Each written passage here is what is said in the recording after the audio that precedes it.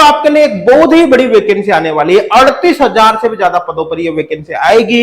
ये जो वैकेंसी आएगी बेसिकली EMRS स्कूल, मतलब यहाँ पर देख सकते हो एकलव्य मॉडल रेजिडेंशियल स्कूल के अंदर आएगी।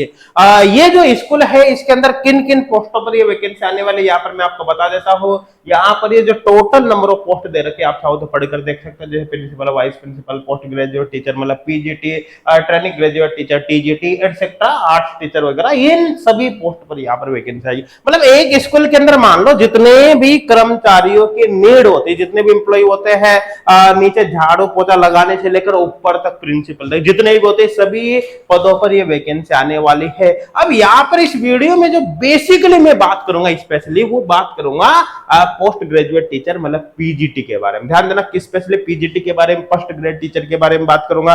बाकी अगर आप अदर किसी भी पोस्ट के बारे में जानकारी चाहिए तो आप इसकी जो ऑफिशियल वेबसाइट है यहाँ पर इसमें रिक्वायरमेंट में जाकर इस PDF को डाउनलोड करके पढ़कर देख सकते हैं। और बाकी मैं PGT को यहाँ पर अच्छे से एक्सप्लेन करूंगा, उसका एजुकेशनल क्वालिफिकेशन क्या है, साथ के साथ एज क्राइटेरिया क्या है, सब कुछ यहाँ पर मैं आपको बताने वाला हूँ। तो अपन बात करते हैं यहाँ पर जैसे PGT टीचर की, तो आपको बता देता हूँ कि ये जो वैकेंसी निकली वो टोटल 740 पोस्ट के अंदर निकलेगी। कितने?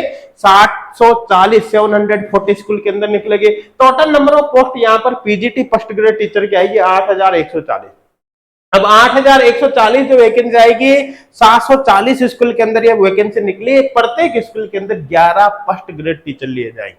तो अगर इस हिसाब से देखा जाए तो कुल मिलाकर सीधा सीधा कॉन्सेप्ट ये है कि 8,140 पोस्ट 12 सब्जेक्ट पर निकलेगी फर्स्ट ग्रेड की, तो एक सब्जेक्ट पर समथिंग यहाँ पर मान सकते हैं कि लगभग 678 के आसपास पोस्ट यहाँ पर आने वाली है, जो अपने आप में काफी बड़ी वैकेंसी होगी। ध्यान देना ये पूरे के पूरे स्कूल जो EMRS यहाँ पर है वो पूरा खाली, अभी इनमें कोई एम्प्लॉय नहीं है। यू मान लो प्रेस फर्स्ट रिक्वायरमेंट है, फर्स्ट रिक्रूटमेंट होगी, पहली बारी वैकेंसी निकाल रहे हैं, तो पूरा स्कूल खाली है, सुनसान है। ठीक है, तो इसका मतलब बड़ी वैकेंसी है। एक सब्जेक्ट पर लगभग 678 के आसपास पोस्ट यहाँ पर आएगी।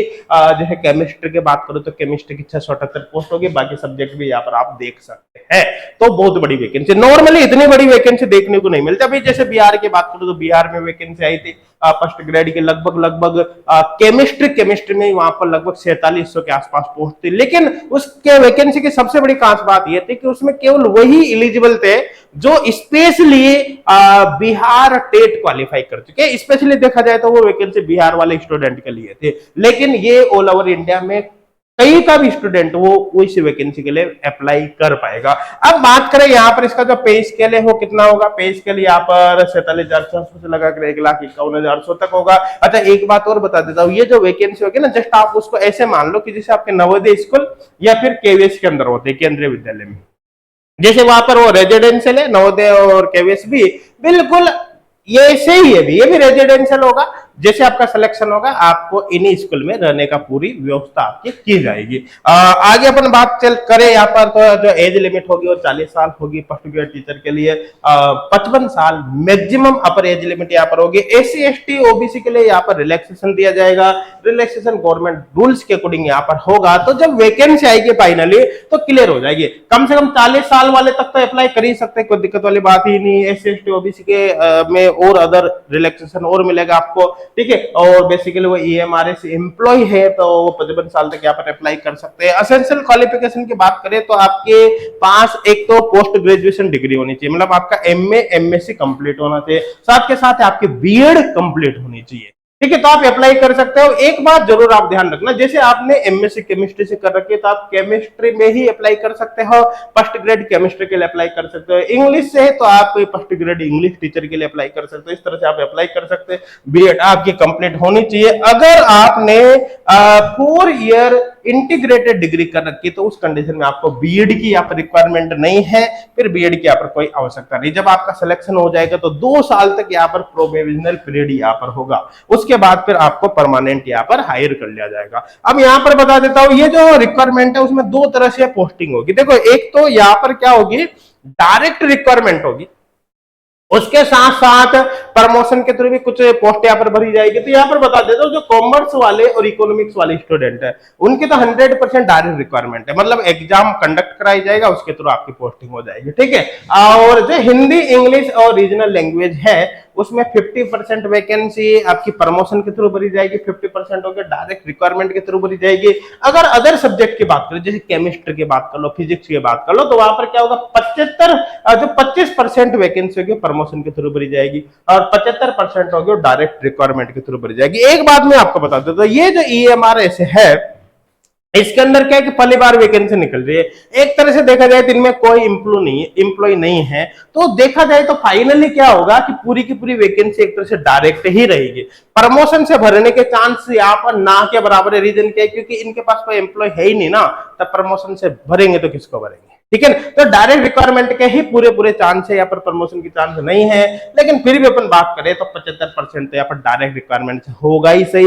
मतलब अगर अपन 678 पोस्ट का 75% भी निकालते हैं, लगभग 500 के आसपास यहाँ पर बैठ जाएगा। मतलब 500 पोस्ट तो आपको मिलेगी ही मिलेगी, जो अपने आप में काफी बड़ी वैकेंसी होगी। तो इसके लिए आपको तैयारी जरूर करनी चाहिए, ठीक है। और मेरे हिसाब से सारी इंफॉर्मेशन आपको समझ में आ गई होगी। एक बात जरूर ध्यान देना कि यहाँ पर पहली बार ये रिक्रूटमेंट करेंगे तो इनको थोड़ा सा अपने सिस्टम को स्टेबलाइज करने के लिए थोड़ा सा ज्यादा टाइम लग सकता है।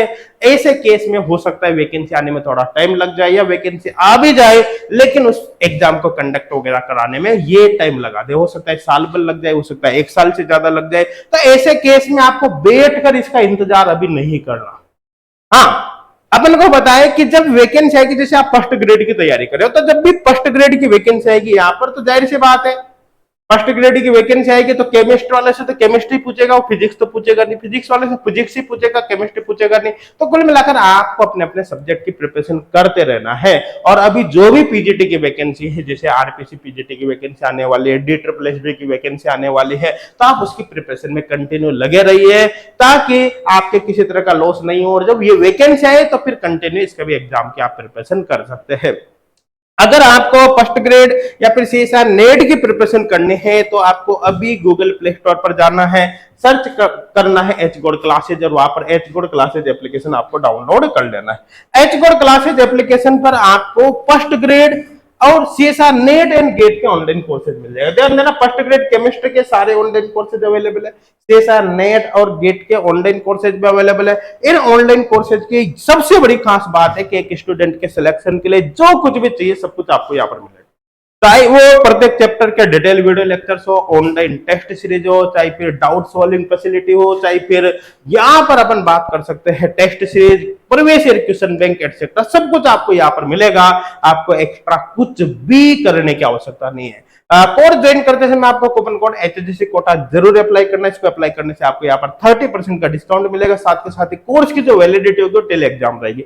जैसे मान लो आपने आरपीसी फर्स्ट ग्रेड का ऑनलाइन कोर्स लिया, तो जब तक आपका आरपीसी फर्स्ट ग्रेड का एग्जाम नहीं होगा ये कोर्स आपके पास रहेगा। इसी तरह से बाकी की यहाँ पर देख सकते हैं, कोर्स फीचर्स को आप यहाँ से भी देख सकते हैं।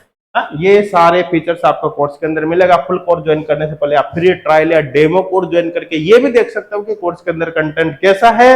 और फिर भी कोई प्रॉब्लम आपकी आती है तो यहाँ पर आप हमारे जो हेल्पलाइन नंबर है, इन हेल्पलाइन नंबर पर आप कांटेक्ट करके हमको बता सकते हैं।